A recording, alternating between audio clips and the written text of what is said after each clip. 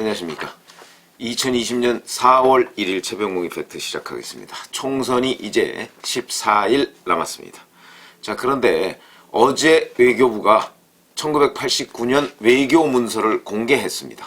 그런데 그 공개한 중에서 1989년에 아주 중요한 공안사건 중에 하나였죠.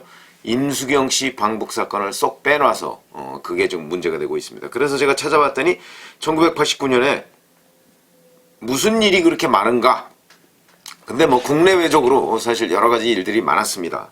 우선 국내적으로 보면 이건 뭐 외교 문서에 들어갈 건 아닌데 50 비리와 관련한 수사를 노태우 정부가 진행하고 1월 달부터 계속해서 그 전년도부터 진행되어 오던 일이 있었고요. 그 다음에 북한과 관련해서는 그리고 이런 일이 있었군요. 1월 24일 날 요즘에는 이제 설날 우리가 이렇게 얘기하는데 설날을 맨 처음 그 이름 지은 그 해가 1989년입니다. 연휴를 사흘로 하고 설날이라고 이름을 지은. 그 전에는 뭐 구정 이렇게 얘기하고 1월 1일을 신정 뭐 이렇게 얘기했었죠. 근데 1989년이 보니까 설날이라고 처음 명명이 됐던 그런 때고요. 그 다음에 이제 뭐 국내적으로 이런저런 사건이 있었지만 국제적으로도 사건이 굉장히 많았던 건 가장 큰 것은 동유럽 붕괴입니다. 동유럽 붕괴. 공산국가들 붕괴. 폴란드, 헝가리, 체코슬로바키아, 루마니아. 동유럽 위성국가로 소련의 위성국가라고 얘기했었는데 베를린 장벽이 무너지고 그 다음에 철의 장막이 붕괴되면서 이 위성국가들이 다 몰락을 했습니다. 그게 1989년에 매우 중요한 외교적 사건이었었죠. 그 다음에 또 굉장히 중요한 사건, 천안문 사태가 있었습니다. 중국에서. 중국의 민주화 운동이 벌어지려고 하던 그 싹을 중국 당국이 탱크로 밀어버린, 그래서 오늘날까지 그 여파가 가시지 않고 있는 그 천안문 사태가 있었고요. 이런 것들이 뭐 사실은 굉장히 중요한 그 사건이었죠. 그런데 이제 민간 분야에서 방북 사건이 상당히 있었습니다.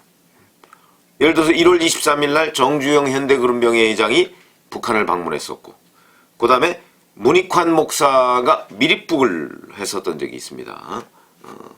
문익환 목사 미립북. 그 다음에 가장 중요한 게 이제 6월 30일에 임수경 씨가 방북을 하는데, 임수경 씨가 무슨 일로 방북을 하느냐? 7월 1일에 평양 청년학생 축전, 우리가 평축 이렇게 얘기하던 겁니다. 평양 청년학생 축전을 참가하기 위해서 6월 30일에 임수경 씨가 방북한 걸 미립북한 거죠. 그 여기서는 국내에서 모르고 있었는데 이 사람이 서울에서 도쿄를 거쳐서 서베를린을 거쳐서 동베를린으로 넘어가고 모스크바를 거쳐서 평양으로 갔습니다. 그러니까 이렇게 쭉 돌아서 평양으로 간 겁니다. 그렇게 미립북을 한 것인데 이 미립북 사건이 왜 중요하냐면 이걸 기획한 사람이 임종석 전 대협 의장입니다. 얼마 전까지 대통령 비서실장을 했던. 그래서 주사파 얘기를 하는 겁니다.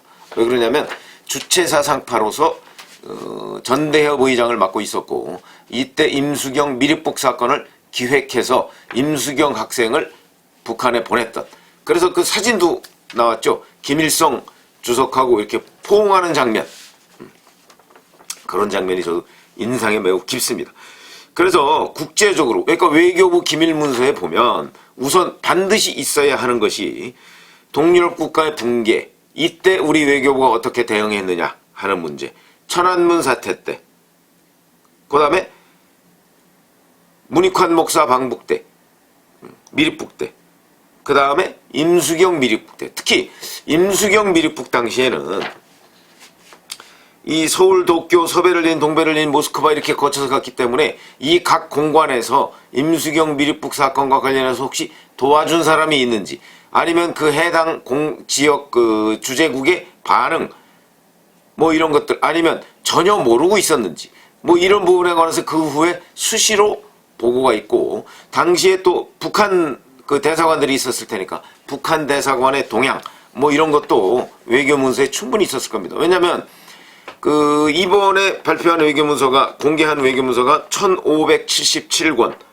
그래서 무려 페이지 수로 보면 24만여 쪽이 됩니다. 24만 쪽이 넘기 때문에 이 안에 보면 임수경 미륵북 사건과 관련한 여러 가지의 공관 동향, 우리 공관의 동향, 주재국 동향, 북한 대사관의 동향 또는 그 누군가가 이 미륵북 사건을 도와줬을 가능성이 있기 때문에 그런 인물들 뭐 이런 것들이 이제 공개되고, 사실 외교 사료를 공개한다는 거는 그런 의미가 있는 거 아닙니까?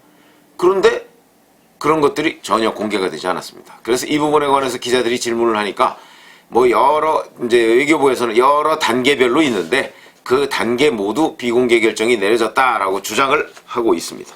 그런데 저희가 보기엔 만약에 임종석 씨가 여기에 관련이 되지 않았다면 그래도 이 외교문서를 공개하지 않았겠는가 하는 의문이 드는 겁니다. 그래서 이게 문제가 되는 것이죠.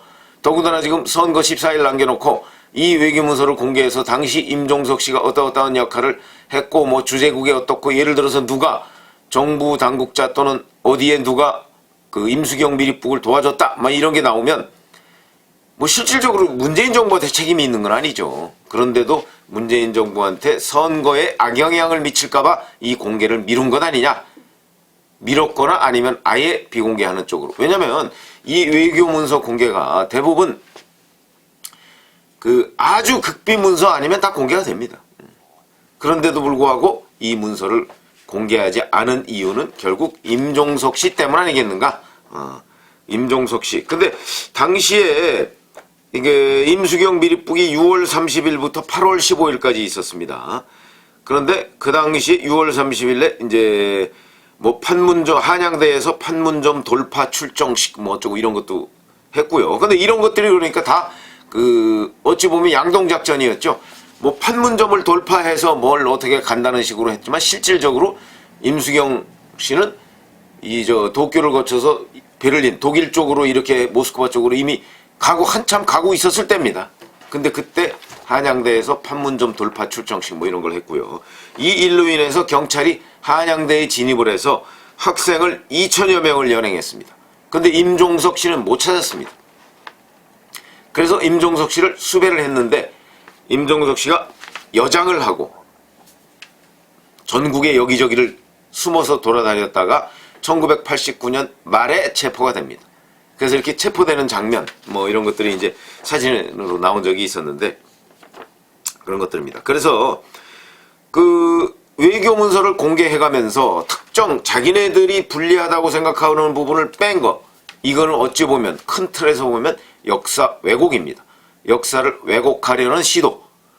근데 과거 정부에서도 물론 이런 경우가 뭐 있었는지 제가 잘 기억은 나지 않습니다만은 이런 역사를 왜곡하려는 시도, 이런 것들이 얼마나 역사 앞에 죄를 짓는 것인가 하는 건 우리가 뭐 여기서 특별히 논하지 않아도 충분히 알 수 있는 내용인데, 문재인 정부 그리고 이것이 일종의 조작입니다. 문서 조작 아닙니까? 문서를 뺄 걸 이렇게 빼고 뭐 그러면서 이거 공개한다고. 그럼 차라리 공개를 하지 말든가. 뭐 이런 지적을 받지 않을 수가 없다 하는데, 근데 제가 이제 이 문제와 관련해서 사실은 최근에 벌어지고 있는 여러 가지 일들이 또 기억이 나는데, 예를 들어서 조국 전 장관 문제, 그것만 해도 그 조국 전 장관과 부인 정경심 교수가 뭐 동양대 표창장을 위조하고 뭐 이런저런 문제들이 있었지 않습니까?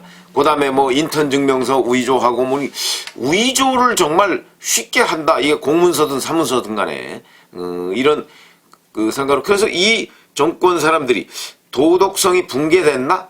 내지는 위조 또는 뭐 조작 뭐 이런 부분에 관해서 무감각해진 사람들 아닌가? 조국부터 해서 그 부인까지, 거기다가 조국 사태와 관련해서 최강욱 전 청와대 공직기강 비서관도 자기 그 로펌에서 로펌 뭐 몇 명 되지도 않습니다만은 그 로펌에서 인턴 활동을 하지도 않았는데, 이 물론 검찰 조사 기록입니다만은 하지도 않았는데 인턴 증명서 끊어주고, 이런 것들이 결국 문서 위조 아닙니까? 문서 위조. 뭐 법률적으로 어떨지 모르겠으나 우리처럼 그냥 상식인이 보기에는 다 문서 위조다. 근데 이런 위조를 한 사람이 청와대에 들어가고, 그 사람이 지금 국회의원 하겠다고 저 열린민주당에 공천을 받아서 비례대표 후보로 출마를 했습니다. 조국이라는 사람 그렇죠. 그 다음에 우리 외교부라는 사람들 또 이렇게 해서 자기네들한테 정부에 불리하다고 생각하는 거 쏙 빼놓고 뭐 외교문서 공개라고 지금 얘기를 하고 있죠. 어떻게 이런 일들이 벌어지고 있는가? 이런 일들이 벌어지는데도 참 또 신기한 것 중에 하나는 국민의 다수가 분노하는 그런 기색이 없다 하는 점입니다. 글쎄 그거는 뭐 야당의 책임이라고 해야 되나요? 야당이 이걸 제대로 문제 제기를 못했기 때문인가요? 뭐 그런 점도 저는 뭐 없지 않아 있을 것이다 이렇게 짐작은 되지만 어찌됐든 간에 사안의 본질을 봐야 되는데 사안의 본질은 이런 문제와 관련해서 현 정권의 중요 인사가 거기에 포함되어 있기 때문에 문서 공개를 하지 않은 것 아니냐 이런 지적에 대해서 외교부가 지금 설명을 구체적으로 해야 되지 여기서 뭐 단계별로 어쩌고저쩌고 하는데 뭐 다 비공개하기로 우리가 결정했으니까 우리 국민들은 믿어달라라고 얘기할 건 아니다. 그래서 이런 광의의 뭐 역사 앞에 과거사를 드러내는 문제 그런데 그것을 자기 현 정권에 불리할지 모른다고 해서 그 부분을 뺐던 것 이거는 또 다른 역사 왜곡이고 그 다음에 그냥 쉽게 생각하면 조작에 가까운 일이다. 그런데 왜 이 정권 사람들은 그런 조작에 가까운 일을 이렇게 국민 앞에 거의 드러내놓고 하는 것인가 하는 부분에 관한 의문을 제기하지 않을 수가 없어서 제가 오늘 문제를 제기해봤고요. 제가 이 직후에 사실은 취재차 평양을 방문한 적이 있습니다. 남북 고위급 회담, 이제 총리회담이죠. 총리회담을 위해서 그 이듬해죠. 평양을 방문한 적이 있는데 평양에서는요 온통 임수경이었습니다.